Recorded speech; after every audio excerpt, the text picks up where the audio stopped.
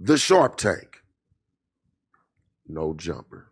Mm-hmm. Sharpest, coolest podcast in the world. And today, I got a good brother in the building with me today, man. You know, I got a lot of respect for, you know, and I've watched, you know, in my up and comings throughout the game. You know, activists today really done stepped your game up in a lot of ways. I got Gorgeous Dre in the building, ladies and gentlemen. And we about to get ready to kick this one off, man, you know, because I want the viewers to know who you are, you know, and what you're about, what you stand for, you know. Sure.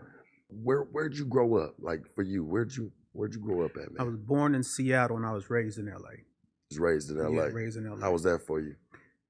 You know, my mom's side of the family was Seattle. My dad's side was LA, so they shipped me back and forth. Yeah. So I took the best out of both locations, you know. Yeah, that's live right there. Yes, sir. When did you become a student of the game? Listen, my mama was a hoe, my dad was a pimp. I was born out of the lifestyle. You know what I'm saying? Yeah. Funny thing is that my father, Mel Taylor, he never really glamorized life to me. He didn't want me to be in that life. He wanted me to be like a criminal attorney or something, you know? Yeah. So he never said, I want you to be a pimp, you know? So it's so funny how whatever you resist persists, because ultimately, you know, I became a gentleman of leisure in the beginning, you know? Love that. Yeah. Love that. Mm-hmm. So you even coming into the game, you know, was there any struggles at times that you may have had to overcome through that? Or was it just all glitz and glamour? Well, let me just say, when we did American Pimp, you know, the Hughes Brothers had a daddy that was in the game, and they wanted to experience or have an experience, a breakdown of what the game and the lifestyle was about. Yeah. So they had contacted like Bishop and Rosebud and I think Shantae, you know what I'm saying? Yeah. And through Rosebud, they got in contact with my father. You know, that's how I came into the picture. So we brought them over to the house in Frisco, had a mansion. And so I guess them seeing, you know, what a dude could have in the game made them want to hire me for the remainder of the film. Yeah. So they actually hired me as a technical advisor. At the end of the movie, you'll see my credits, Andre Taylor, as a technical advisor. Yeah. So after they hired me, I put the majority of the guys in the film. Kenny Red, RP, I mean, the majority of the rest of the guys, maybe 85% of the people I put into the movie American Pimp. It was smarter the Hughes Brothers to hire me because a lot of guys wouldn't have really trusted. But because they had me on board, dudes trusted me. Yeah. You know what I'm saying? Why do you feel that was? They knew who I was in the game, you know? Yeah. And I had a good reputation for being a good dude, so they trusted me. Yeah. Right? Right. Yeah. And the funny thing is, you know, I think they gave me like $15,000. Yeah. For the technical advisor. What year was this when that was? This was 96. Okay. The end of 96. Yeah. Yeah. So $15,000 was a nice piece of change back then to what it's compared to. Well, let me explain to you. What they told me is that people don't get, you know, really paid for documentaries. Because I told them, you know, all the guys that I'm going to get in it, you're going to have to give them some money, whether they get paid normally or not. You got to at least give them $1,000. Yeah. You know what I'm saying? Yeah. So all the guys that came in from me, they got $1,000, even though documentaries you don't get paid. Right. You know what I'm saying? Right. So they gave me that little change and stuff, and I wasn't going to do American Pimp. But Alan Hughes said something to me, man, that changed my mind. Alan Hughes said, you know, Dre, man, before you decide no, let me just tell you, man. He said that, you know, everything that's done on film goes down in the history. And I said, goes down in history? That appealed to my ego. Mind you, it's 96, you know? So when somebody says that to you, it sounds very foreign for that time frame. Yeah, you know? Yeah. I was like, go down in history? Yeah. I said, yeah, man, I think I want to go down in history, man. You know? And that's what made me get into American Pimp, you know? Yeah. It was a great experience, man. And I knew that they were professional filmmakers, and I didn't mind being attached to the project because they was involved. Yeah.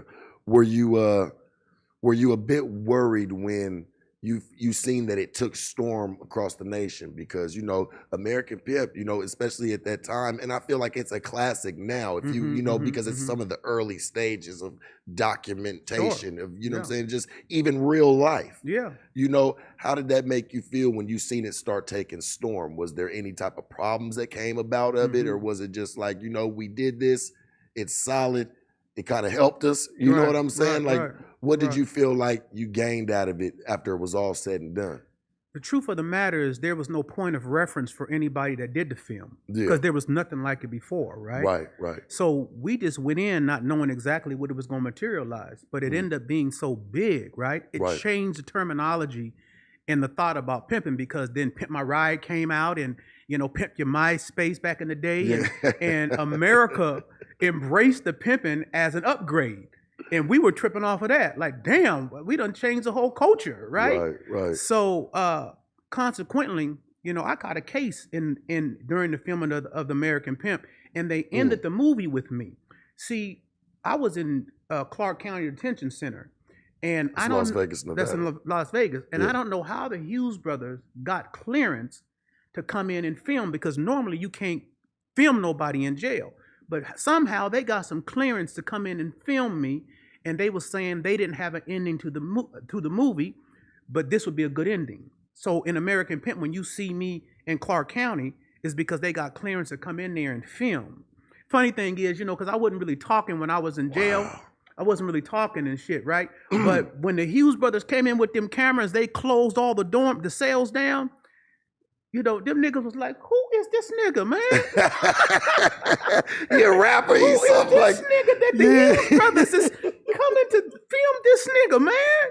So, man, it was just, even the guards was like, what the hell is going on? Yeah, So, American Pimp, it went to the Sundance Film Festival. It won. yeah. And then Bobby... Independent films, right? Sundance Film Festival. Yeah. And then the next year, they released it in some theaters, just a small percentage of the theaters around the country. Yeah. And they was almost blackballed because they didn't want to sell the film at Sundance Film Festival. So a lot of the big movie houses, Miramax and all that, kind of tried to blackball the Hughes Brothers. Wow. So what ended up happening is a small company called Seventh Art actually distributed to just maybe 10 major metropolitan places around the country. So it did hit the big screen. Yeah. But it made all its money in video sales. That's where it made the majority of the money. So, you know, when I got out the joint, people was coming up to me, and I was like, hold on, I was kind of leery because I'm just getting out the joint, but people were coming up to me like, man, that's Gorgeous Dre, because I really didn't know how much the film had impacted the society and the culture. Yeah. And people were coming up to me, I was like, what is going on here? So it made a lot of us famous, man. You know, it really did. And if you were smart, you was able to bubble off that. Yeah. I wonder if the Hughes Brothers are still making money off that today. Some type of royalty somewhere. Because they sold it to who they sell that to? Huh? MGM. That's right. They sold it to MGM. MGM made all the money. Yeah, they sold American Pimp to MGM. And so it is rumored that American Pimp made $100 million in video sales. $100 million in just video sales. But Hughes Brothers didn't get that money. Yeah. Yeah. Do you think if they would have broke you off some money like that, like a substantial amount of money, you possibly would have left the game? Or you would have stayed in? I left the game while I was in prison. You know, I was already transitioning anyway, right? People ask me this all the time, man, what happened, man? Was you scared because you had went to jail and this, that? I said, no, man, when I got out, I had reached the pinnacle of the game. And I explain this all the time, Sharp. I said, listen, man, the pimping is not the game. It is a small part of the game. The game is much bigger than pimping. I might not be pimping over 20 years, but I've never left the game. I utilize the game in every area in my life, right? And later on, we could talk about how I utilized it to lead this whole country in police accountability and submitted a whole state because of the game. See, a lot of youngsters out there think that, man, the pimping, you know, that's what the game consists of. It's not true. It's a small part of it. But you can utilize the game in every area of life. Even when I was in the game, and some of the bras that were with me, you know, I used to tell them, when I give you this information, I can't take it back. And it's not to make you a better hoe. It's to make you be able to flourish in whatever life you choose to use this game in. Yeah. And that's what the game is. It is just broadening, taking the information. When people think about the game, they think about it's some deceit or trickery. Yeah. You feel what I'm saying? Yeah. But the game is the ultimate truth. Yeah. For instance, if I meet a girl, I'm going to tell her right from the gate, you might not want to mess with me because, I'm not no square and I don't do everything according to the law. So right from the gate, I'm giving her an opportunity to decide whether she want to go forward, because I don't want down the line she find out what I'm involved in and think that I'm a liar. I want to establish from the beginning that I'm such a man that I'm not going to lie to you, and I'm giving you a chance to decide whether you want to fuck with me or not. By That's telling honest you, pimping. that's just the game. Yeah. You see what I'm saying? Yeah. It's just a game. Yeah. But people always think the game is trickery and deceit. That's never been the game. And if you think you in the game and you are tricking broads and deceiving broads, then you make you like a square. Yeah. You know what I'm saying? Yeah. Because the first thing about manhood is honesty and truth. I'm so big and confident enough in who I am as a man, I can tell her up front, this is what it's about. Choose wisely. Yeah. Because I'm not no fucking joke. Yeah. Right? Facts. And what I've learned, Sharp, a broad be more interested in you than to be like, what you talking about? Yeah. Yeah, you know what I'm talking about. Because you know what, at the end of the day, I don't, me personally, I don't want to have to remember the lie. Yeah. That just as a man, That's you good. know, just That's as a good. man, I don't want to have to remember the lie I told anybody, Yeah. woman or man. You Mhm. know, I like to be able to be firm and be me. I want to wake up and honestly be me, not having to look over my shoulder that I lied to this person, I robbed this person, I Mhm. took from this person. No, man, anything that when I was in the game, anything that I touched, it was given to me. I never took anything. I never had to snatch a bitch purse and go in it and reach the money out and throw her purse to the ground and shove her to the ground. Like, that's not it, man. That's shit that I try to tell them that they see on television, man, because this is the thing that they portray to society to keep them away from it or look at it bad when you run into people like that. People don't understand. They've been walking amongst pimps and hoes forever, you know? You just don't see it because, like I said, man, we were ninjas, man. You didn't really see us. We were able to wear sheep's clothing, you know, being the werewolves that we were, you know, amongst the rest of the sheep, you know, because it was a quiet move.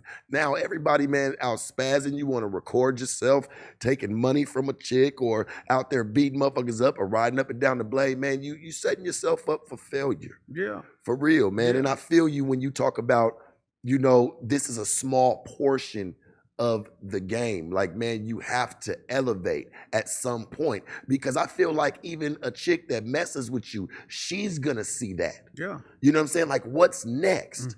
We've been doing this for the last up 10 years or 7 years, 6 months. A chick just a real one, I feel wants to make progress. Yeah. You know what I'm saying? And you got to be a man that's willing to pursue that yourself. But a dude can't transmit what he don't got.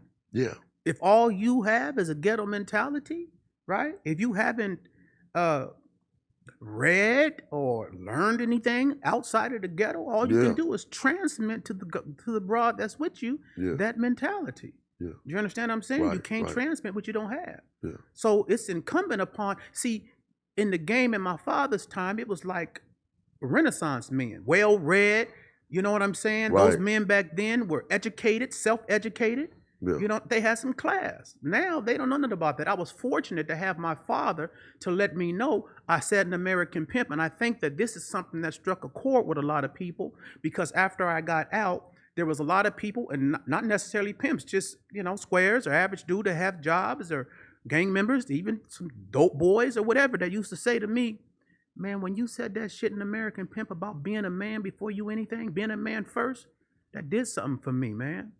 Because they seen me up underneath pressure, facing a life sentence, saying, that was a real story, you know what I'm saying? That if you think that bringing me to jail is about to strip me from being the man that I am, then you badly mistaken, because I'm going to stay that, right? So being able to say that my father taught me before you a doctor, before you a lawyer, before you a pimp, you got to be a man first. For anything.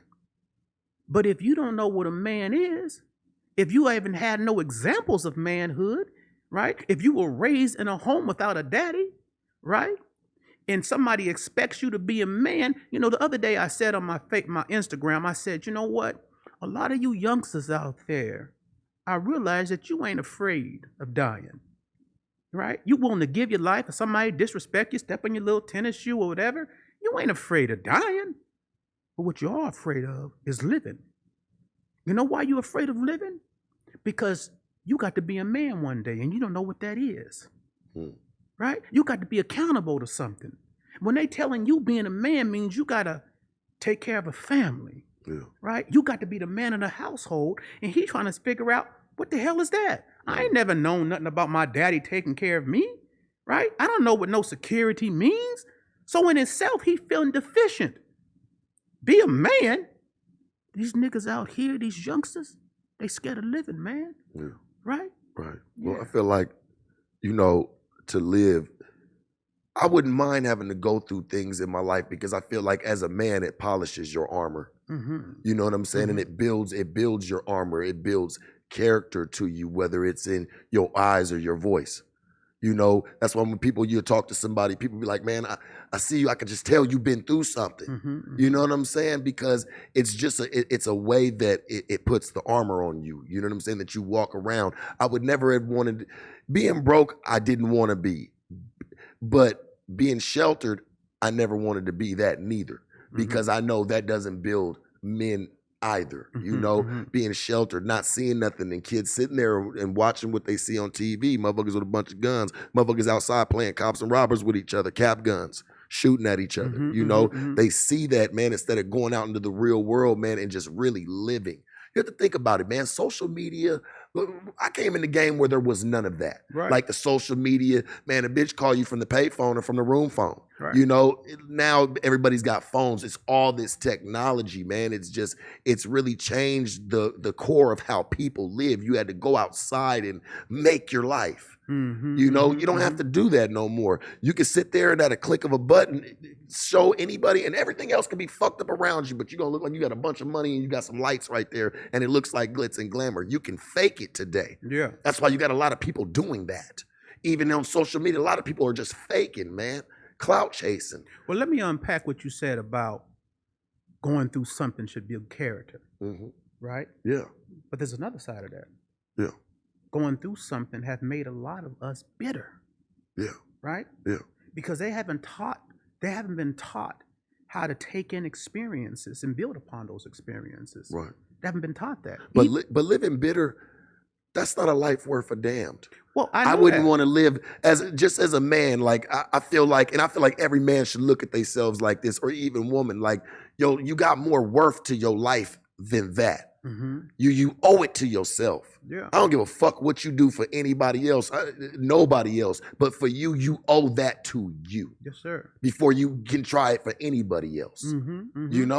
Fuck that. I'm not going to sit there and fall to say I'm bitter. Because I even said that like about not having parents. And I did an interview and he asked me like, man, are you cool with your parents? No, I don't fuck with them, but I don't got nothing bad to say about them. Exactly. I understand life. When you kind of get older, you might see, okay, I see why this move might have happened the way it did because I'm older now and I've experienced. Experience is everything, man. And I feel like people rob themselves of it.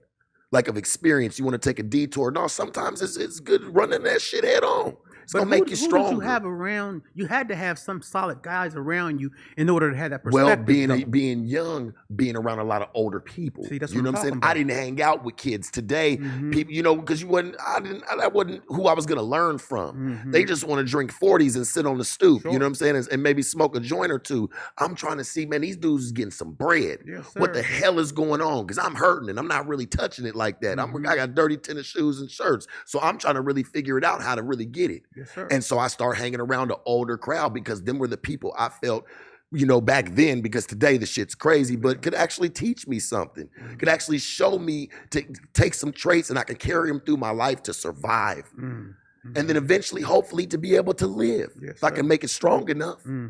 Because surviving and living is two totally different things. Two different things. You know what I'm saying? What's that been like for you, even just going through the game, man? Like, do you feel like you survived through it, or you were really living? I conquered, man. Everything that I start into, my mindset before I start is to come and conquer. Yeah. Right? That's the kind of mindset I have. America is an empire like other empires that have existed before. This is what, let me break this down to you, because people ask me, how did I accomplish police accountability? How am I the only one that have passed legislation and policy in this whole country?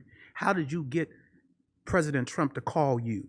How did you get the mayor to hire you as the first official street czar? Yeah, I was gonna ask you because I'm like, they cut you, and I saw it because it was in the tabloids or whatever. That man, they cut you a fat ass check. Yeah. You know, and knowing your background, it said ex pimp. Yeah. You know, becomes street czar. You know what I'm saying? And cuts him with commas. I don't want to put your, you know what I'm saying, show business. People want to go check it out, go read the story. You know, it's out there. You know, but you made a nice piece of change, man, from people who, you know, obviously tried to lock you up at one point in time, man, and now they're really listening to your word. Well, and it's not just the money, because I don't have way more money than that. Of course, it's not that. It's that it's from who it's coming from. From who it's coming from. That's what made it priceless. That's right. That's right. You know what I'm saying? It wasn't the amount per se, but it was because it was who it was coming from. That's right. Man. That's right. Come on, who's done that? That's what I'm talking about. So, you know, when you break it down, like, listen, man, I had the sheriff, I had the police chief, the governor of Washington, all coming for my advice, you know, for me to counsel them about certain things. They recognized my genius, regardless of what I had come through, what I had been through. The fact that I was able to survive that and to be in a position where I could help them benefit them, they were impressed with that, because they probably felt like they couldn't. Intrigued. They couldn't walk 1,000 miles in my moccasins, right? So what you said earlier is something very powerful to me, and I'm going to go back to it about when you go through something, that it has the ability to elevate you. If you take that information and that knowledge, you can better yourself, right? I'm a firm believer in that, because that's what I did. I took that information that's transferable. The game is transferable, which means that you can use it anywhere at any time. Yeah. So when I got into the police accountability thing, in the beginning, people were like, you know, this guy's an ex-pimp. What is he doing? This, that, and the other. Yeah. And even my family was like, what you doing? You think you smarter than white folks and all this kind of stuff. But I knew what I had to offer. See, I don't like that. No influence. Yeah. Why not? Like, I don't like that. Like, why not no influence? Like, wow, that's a hell of a change. That's a hell of a transition. I feel like that's why people are, and to go back on it, why people are so afraid of transition, because they get no encouragement from the people that it matters from. But you got to be aware and ready and understand that that goes with the territory. But who's ready for that? Let's really honestly look into it, right? Who's ready for their family not to, you know, encourage them or just give them some support? That shit'll be shocking to anybody, I believe. It's heartbreaking. I'm sure you can get used to it, of course, but at the first initial shock has to be like, well, damn, this is something I feel like y'all would be proud of. Yeah, but that's why you got to put the information out there so that people understand this goes along with the territory. Right. Whenever you're going to do something great, magnificent, maybe it hasn't been done before, immediately people are going to like, man, hold on. What do you think you're doing? You can't do this. Yeah. That goes along with the territory, right? But when you accomplish it, guess what? Everybody's like, man, I was with him all the time. You know what I'm saying? I knew he could do it. Yeah. Right? But let me say this, man, because I want people out there to understand, especially youngsters, right? That I remember when I was living in Houston, you know, and I was away from, there was nobody pat me in the back, nobody singing my praises, and I was in obscurity. And I had to learn how to be content in obscurity when praise and hate meant the same thing to me. Let me say that again. I had to learn to be content in obscurity where praise and hate meant the same thing to me. That allowed me to accomplish police accountability, because it didn't matter whether somebody hated me or once somebody was singing my praises, because it was the same to me. It wasn't even about them anymore. It was about the objective of me being there to help my people. And they might not even see while I'm living. It might be something that they understand or benefit from later. And that's fine with me, because I just wanted to achieve it. What did we do? We passed Initiative 940. I made Washington be the first and only state with a police accountability law. Now, this is unheard of from a man coming from my background. You know, the sad thing is that none of our platforms ever came and interviewed me. The Breakfast Club never said anything. None of our supposed major black platforms ever came in and said anything. But you know who came? white folks' platforms.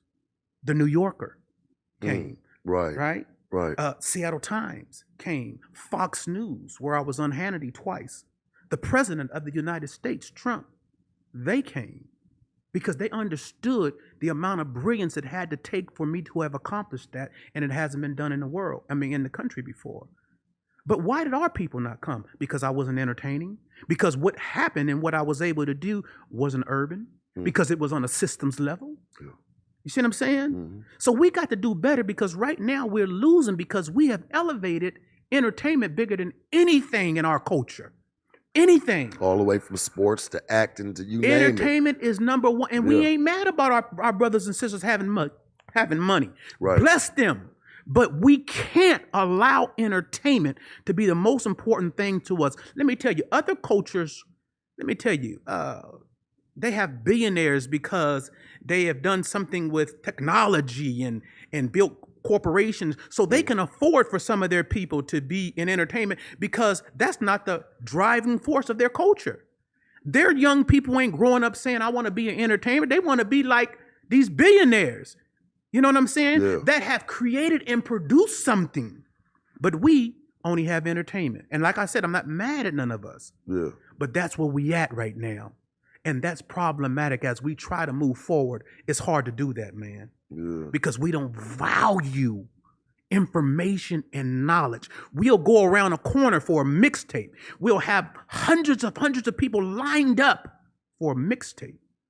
But when it comes to a book that has some knowledge and some information that can empower us and help us overcome our greatest enemy, which is white supremacy, there won't be 5 people in line.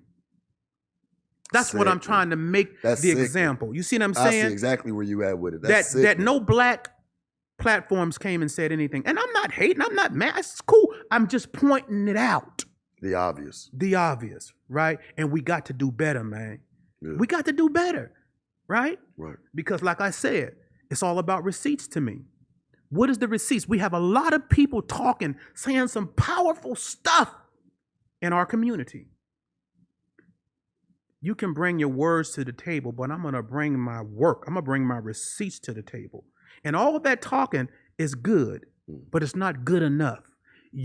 Because when I be asking people, Sharp, this is what I say to our brothers and sisters. Has your philosophy changed your community? Has it changed your city? Has it changed your state? Well, why are you out here trying to sell your philosophy to our people when you haven't impacted your own community with it? So when I'm talking, I'm bringing the receipts. This is what my information has been able to provide. Here are the receipts, because I love our people enough to give them something solid and not just trying to sell them on pretty talk. Right. And I do talk good, but I got these receipts, Sharp. Yeah. You feel me, man? I feel it, man. Yeah, man. I feel it. Please believe. How long have you been an activist or a street czar? How long have you been with that? Listen, my brother got killed by the Seattle police 2016. My brother's name is Shay Taylor. My little brother. He did 22 years. He got out 16 months after. They executed my brother. Video, they got the video of it and everything. That broke my heart. That's my little brother. You know, that's like my son to me. It was the apple of my eye. And they killed my brother. And I say, everybody got to pay. You kill my little brother, everybody got to pay. So I left LA and went up to Seattle, Washington. And I put together. You moved there just for that? Just for that. I put together a campaign. And you know how I won, Sharp? This is how I won. Because I went to the Latino community. I went to the Native community. I went to the Asian Pacific Islanders, right? I went to all communities and I said, listen, they can beat us by ourselves individually, but they can't beat all of us together. Stand with me. Yeah. They didn't care about my background or nothing because I had the strategy. And then I took families from each one of those communities, man, and I put their voices at the forefront of the movement.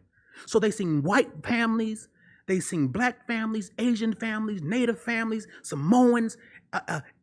All these families were talking about the same thing that we've been talking about. And I told all these families, even white families, you're not exempt. Because in Washington, we had the worst law in the nation. In Washington, we had a law that said, in order for us to hold a police officer accountable, we had to prove that the police officer had malice. I was like, what's malice? They said, you got to prove what he was thinking at the time of the shooting. I said, that's impossible. Yeah, that's why 35 years, not one officer in Washington state has ever been brought up and convicted of a shooting in Washington state. So I changed the whole language of the law. I went and got attorneys and I changed the whole language of the law and built a movement from all these different communities, man, and made the police submit. And everybody from the governor on down submitted to the initiative. Everybody. Because I said you can't beat everybody. And we won. And we even had the police come and be a part of it. Even the police. The FOP is known for being one of the biggest right-wing leaning police organizations in the country. Even they came. And I built relationships and showed them how to make this work with community. And today, I'm going to say it again. Washington State is the only state with a police accountability law. We passed that in 2018. So other cities have called me. Can you help us? Can you give us the blueprint? Right? I can't give you the blueprint. But if you really want some help, I could do it. But the energy and the work that it's going to require is going to require some ends, because it took $6 million to do what we did in Washington State. And I didn't have that kind of money. Right? But when you build an organization, right, and you build a movement and you build a campaign, you start learning. One of the things you learn is building power. It is a typical language when you're running a campaign, knowing how to build power. That's not something that we talk about in our communities. Right. Building power. That's what I did when I brought all them communities together. I built power. So I didn't go in asking for nothing. I went in demanding because I had the power. And I said earlier that this country is an empire, like any other empire that have existed. And people wonder, how did you win? Because I dealt with them as an empire, and I know what empires respect. They respect power. They don't respect, why are you doing this to us? I tell our people, they got into the damn position they in by doing it to us. Are you serious? You're going to ask an empire, why you keep doing this? And they got in the position by doing it. You can't beat them by crying. You got to beat them by building power, and they respect you. And that's what I did. I built power. I beat them. I submit them. I beat them at their own game. And today, they salute and respect me because they know I did something, because I know how they think. I know how they move. I studied them. And they know I know. But they're not worried as long as our people are just focused on entertainment and not focused on the information I can share with the receipts. As long as they ain't focused on that, they cool. Well, people feel, and from what I've seen, people feel like information isn't spendable. You can't go to the mall and spend information. You feel me? You know Talk what I'm about saying? it, Sharp. Like that's really what the problem is. People want what they can get their hands on. They feel like, fuck what's going to help me in the future, in the long run, that could set me for a nice life. Mm-hmm. It's no, can I spend it? Can I drink it? Can I smoke it? Can I fuck it? You know what I'm saying? Yeah. If they can't do none of them type of things, people don't want it, man. Man, that's You know what I'm saying? It's crazy. Information is the lowest thing on the market for sale. That's good. That's good game there. You know what I'm saying? Them preachers would say that's preachable, Sharp. That's preachable. You know what I'm saying? Like, if you really think about it, man, like, don't nobody want information. That's not helping them today. That's not helping them smoke a joint or go to the club and pop bottles. It's not helping them. If they can't spend it, they don't want it. They've been lied to, though. It is helping. It's helping you now. It's helping your future. It's helping your people. It's helping your community. That's why that saying, knowledge is power. Why do they always think that, question for you, man, why do they always think that, you know, people that came from the lifestyle, whether it's pimping or hoeing, are ignorant people, or we're, you know, less than, just how they treat us. We're not supposed to have information. We're not supposed to know how to speak. We're supposed to be staying in hotel rooms, checking a couple, pretty much hoe hustling, getting a couple $100 for the day just to pay the room and maybe get a sack. The scripture said those are the ones that he's choosing. Do you know how humbling it was for law enforcement and all these powerful people to have to submit to me, a man that was born from a prostitute and a pimp? But that was God's doing. That's how God operates. He'll take somebody that the world considers a nobody and should never been able to accomplish nothing because your background, because your mama was a hoe, because your daddy was a pimp. This man we should never have to worry about. That's the very person the Most High will use just to humble them. Just to humble them. Just to show them you don't own knowledge and you don't own information. I'm going to impute knowledge and information in this 1 or 2 or 10 that you consider a nobody, and I'm going to show you that I'm still the Most High on the earth. That's what he did. Because they still bewildered right now. How did that man do that? With smoke and mirrors, I guess. Let me ask you a question. What you remember when you came in the game? What do you remember about the first chick like you connected with? The first, I'm going to tell you the God honest truth, man. This is when I was in Seattle. And I seen these 2 girls, right? Mm. We were driving, and me and my brother, we was in the car driving down what place called Pack Highway. And I seen these 2 girls in the car. They were coming this way. We're going this way. And I was like, pull it over. So it was like AM, PM, right? And we pulled over, and we started getting at the little broads and stuff. And, I said, why don't you guys come on by the house, right? And they say, we're Jehovah Witnesses and yada, yada, yada, right? Mm. And we're going to go do our, whatever their Jehovah Witness thing in our community so they can come by. Mm. So sure enough, one of the girls came by and stuff. And man, I wasn't in the game. But them broads said, we're looking for a pimp. This is a true story. Are you a pimp? I wasn't. I was like, yeah, I'm a pimp. It's a true story, man. The broad turned me out, man. So you got moved by a Jehovah Witness. Hey, this is a true story, man. She said, we're looking for a pimp. Are you a pimp? I was like, yeah, I'm a pimp. Yeah. Hey, man, that's a true story, man. And every time it's a true story, man. I don't know if I would ever gotten to the game. But she was if it wasn't for some Jehovah Witness chicks Jehovah Witness chick that was doing they Jehovah Witnessing whatever, and they said, we're going to come to your area. We're going to tell our people that we're going to go in this area. And they was able to come to the area to my house. Wow. Hey, it was a beautiful thing, man. Listen, I'm not mad at the game, man. Czar, I'm not mad. Let me tell you guys, man, I had a wonderful time. The good, the bad, the indifference, right? Mm-hmm. And if I wasn't a man given to change and growth, right, maybe I could have still been there. But people, like I said, let me go back. Somebody say, why you leave the game? Because I conquered it. I conquered it. Got all you was gonna get. And I'm not a coward. Once I conquer something, I'm not going back to it. I conquered that, man. Yeah. So it was time to find something else to conquer. Police accountability, all that, I conquered it. I conquered it. I got the receipts, just like in the game. People know.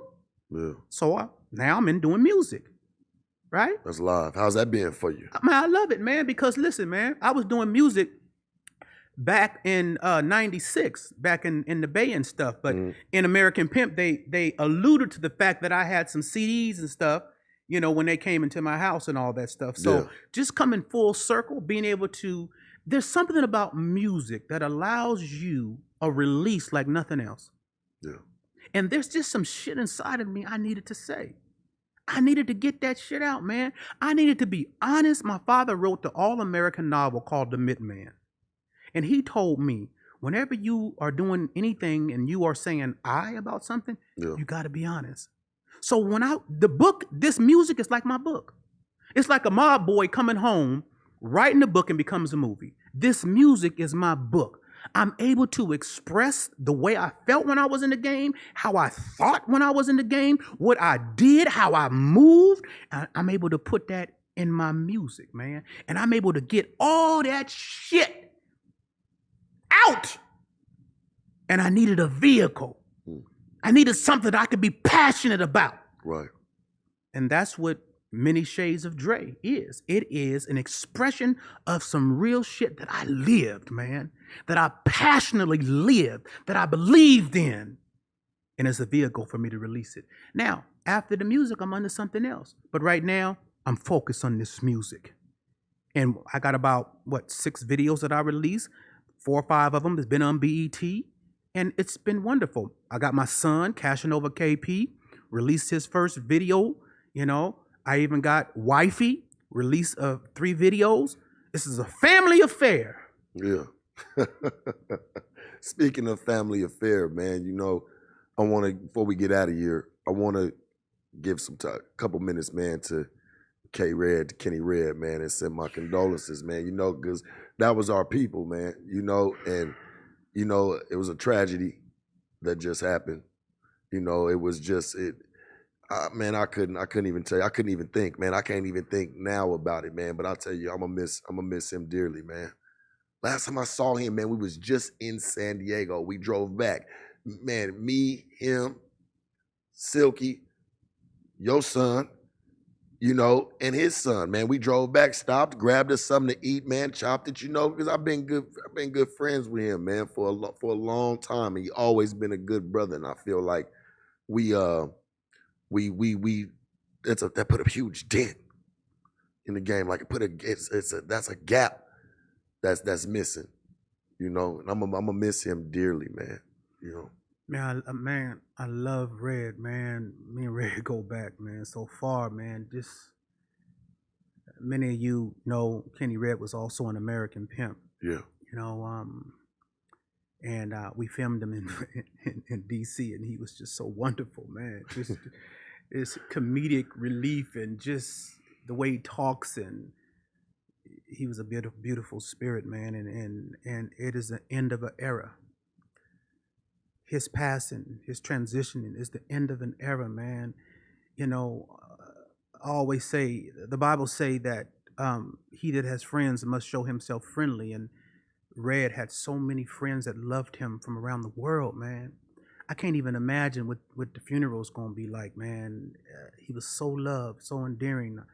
I love him, and hopefully they let his son get out of jail. One of his sons, he has all of his kids. Let me just say, all of his kids graduated high school. Me and Red used to talk, and he said, man, they don't think that, people that come out the game care about their kids and all that, man. And I said, man, it don't matter what they think. I'm proud of you, man. Every one of them kids graduated and some gone to college, and he did a good job, man. And I love him, man. And reach out to his family, his kids. You guys stay strong. One of his youngest sons just went to college, and I told Red, have him call me, man. And I got a couple dollars for him, man. I want to support him. I want to let him know that you got people rooting for him, man, from around this country, man. And yeah, man, I love Red, man. And we're going to miss him, Sharp, man. We're going to miss him, man. He'll never be replaced, man. He'll never be replaced, man. He was really the concrete general. Man. We're going to go on that note, but I want everybody to know, man, love your people, man, because you never know when they gonna go. I woke up to that shit, man, and it fucked my whole day up, man. Like, it ain't never gonna be the same without K-Red. And K-Red, we love you, baby. We love you, Red, man. Let me shout out how they can get in contact with me. Yeah. At Real Gorgeous Dre on my Instagram. And my YouTube is Andre Gorgeous Dre Taylor. Y'all come hit me up, follow me, see some of the things that we're doing, all the work we're doing. I want to appreciate Sharp. I'm so proud of you, man. Thank you, man. You, as you could see, you have taken the game, the bigness of the game, and you're continually utilizing it. Look at what you're doing for us. Look at how you leaving legacy, letting brothers know what you can do. You're doing an awesome job, man. I'm so proud of you, man. You're so vast in what you're doing, man. You're being able to show your brilliance and your intelligence, and we love you, man. Sharp, we love you, man. Hey, man, I love you too, man. We love you, man. For real. You hear me? We're going to catch up again soon. We're going to go talk in the next room, man. Yeah. I'm going to get us up out of here. The Sharp Tank. No jumper. Sharpest, coolest podcast in the world. We love you, Kenny Red. See you soon. Raleigh, you know what to do.